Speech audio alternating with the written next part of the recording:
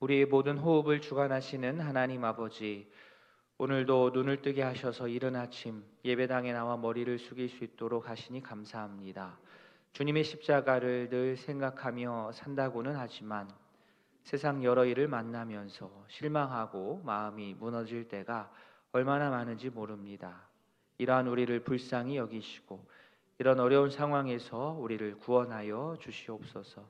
말씀을 통한 빛을 간구합니다. 그 구원의 빛 가운데 걸어갈 결단과 용기를 허락하여 주시옵소서. 예수님의 이름으로 기도합니다. 아멘. 하나님의 말씀 호세아 7장입니다. 호세아 7장 1절부터 16절까지 한 절씩 교독하겠습니다. 내가 이스라엘을 치료하려 할 때에 에브라임의 죄와 사마리아의 악이 드러나도다. 그들은 거짓을 행하며 안으로 들어가 도둑질하고 밖으로 떼지어 누략질하며 생각하지 않아. 그들의 행위가 그들을 에워싸고 내 얼굴을 그들이 그 악으로 왕을 그 거짓말로 지도자들을 기쁘게 하도다.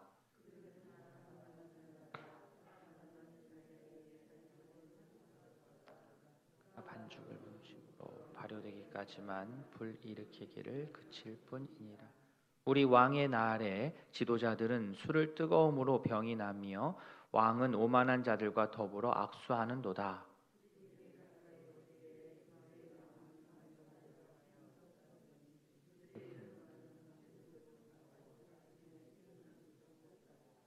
그들이 다 화덕같이 뜨거워져서 그 재판장들을 삼키며 그들의 왕들을 다 엎드러지게 하며 그들 중에는 내게 부르짖는 자가 하나도 없도다.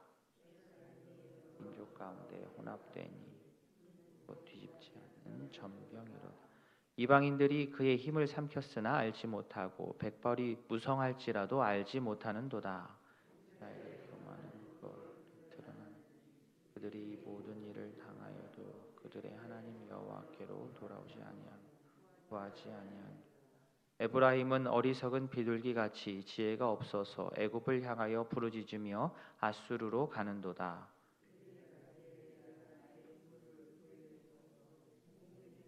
떨어뜨리고 전에 그 회중의 그들을 징계 화 있을진저 그들이 나를 떠나 그릇 같음이니라. 패망할진저 그들이 내게 범죄하였음이니라. 내가 그들을 건져 주려 하나 그들이 나를 거슬러 거짓말을 말하고 아니하였으며 오직 침상에서 새 포도주로 말미암아 모이며 나를 거역하는도다. 내가 그들 팔을 연습시켜 힘있게 하였으나 그들은 내게 대하여 악을 꾀하는도다. 그들은 돌아오나 높으신 자에게로 돌아오지 아니하니 속이는 활과 같으며 그들의 지도자들은 그 혀의 거친 말로 말미암아 칼에 엎드러지니 이것이 애굽 땅에서 조롱거리가 되리라. 아멘. 우리는 하나님의 눈을 피할 수가 없습니다. 너무나도 단순한 사실인데 이것을 잊을 때가 참 많습니다. 죄를 지은 것도 문제지만 죄를 어떻게 내가 생각하느냐 이것은 더 근본적인 물음입니다. 하나님이 모든 것을 기억하고 계시다라는 것을 분명하게 우리가 알아야 교만이 우리 삶 가운데 깊이 뿌리 내리지를 못합니다. 하나님을 내 편한 대로만 생각하면 교회는 계속해서 출석하지만 나의 죄에 대해서는 계속해서 둔감할 수 있습니다. 이스라엘 지도자들이 그랬습니다. 당시에 호세아 당시 이스라엘 지도자들이 그랬습니다. 하나님 앞에서 그들은 심각하지 않았고 진지하지 않았고 그래서 이렇게 진지하지 않은 깊이 생각해 보지 않는 그들을 향해서 그들의 악행을 선지자가 오늘 본문 보시면 네 가지의 네 가지의 은유를 통하여서 그들에게 말씀을 전합니다. 첫 번째 은유는 화덕입니다. 화덕. 4절 중반부에 과자 만드는 자에 의해 달궈진 화덕 같다. 이스라엘은 이 왕권 다툼으로 인하여서 30년 동안 6명이나 왕이 바뀔 정도로 이게 혼란스러웠습니다. 이 선지자는 지금 이들의 이러한 모습을 역적 모이를 불타오르는 화덕이다 이렇게 표현했습니다. 뜨거운 화덕은 뭐 따뜻하고 적정하면 참 좋지만 뜨거운 화덕은 빵을 태울 수밖에 없습니다. 권력 쟁취에 대한 그런 욕망이 가득하면 하나님의 자비와 하나님의 정의는 설 공간이 없습니다. 새 왕을 세우려는 자들은 빵 굽는 자들처럼 그 화덕처럼 달아오르고 음모를 품고 또 왕에게 접근합니다. 화덕처럼 갑자기 뜨거워져서 그들의 통치자를 또 죽입니다. 이런 일이 일어나고 있는데 정작 하나님께 부르짖는 자들이 없습니다. 7절 뒷부분 그들 중에는 내게 부르짖는 자가 하나도 없도다. 이런 권력 투쟁에 하나님의 심판이 딱 실현이 되지만 권력을 탐하는 인간의 이러한 증오의 잘못된 욕망은 결국에는 스스로 파멸의 길로 가게 됩니다. 첫 번째는 화덕, 두 번째 비유는 전병입니다. 전병은 전병인데 앞에 수식어가 있지요. 뒤집지 않은 전병. 우리가 집에서 부침개를 부칠 때도 그러지 않습니까? 적절할 때 딱 시간 돼서 딱 뒤집어 줘야 되는데 다른 생각하고 있다가 그 타이밍을 놓쳐버리면 먹을 수 없게 한쪽 면이 다 타버리고 맙니다. 한쪽은 너무 과하게 타버리고 그 위쪽은 뒤집지 않은 곳은 익지 않고 어떻습니까? 뒤집지 않은 전병, 뭐 이러지도 못하고 저러지도 못하고 탄 것을 이렇게 떼어서 먹을 정도일 수도 있지만 아예 새카맣게 타면 먹을 수가 없습니다. 먹을 수 없는 음식. 오늘 에브라임의 쓸모없음을 이 뒤집지 않은 전병으로 선지자는 표현했습니다. 어떻게 하다가 이렇게 뒤집지 않은 전병, 쓸모없는 전병 음식이 되어버렸습니까? 9절에 나오듯 이방인들이 에브라임을 삼켰기 때문입니다. 그런데 더 문제는 무엇이냐? 에브라임이 이 사실을 제대로 깨닫지를 못하는 겁니다. 9절 뒷부분 백발이 무성할지라도 알지 못한다. 그러니까 자신들이 지금 잘못되고 있다는 것을 모르는 거예요. 인생이 경험이 많아지면 신앙의 연륜이 많아지면 이제 이거 잘못됐다라고 알고 깨우칠 만도 한데 그렇지를 못했습니다.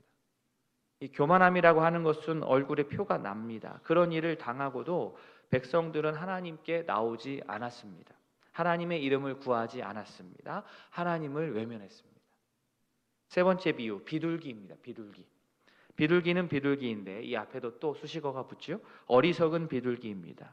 에브라임이 어리석은 비둘기 같아서 어떻게 해요? 애굽을 향해서 갔다가 부르짖었다가 또 아수르로 가고 비둘기가 이쪽 저쪽 왔다 갔다 하는 것처럼요.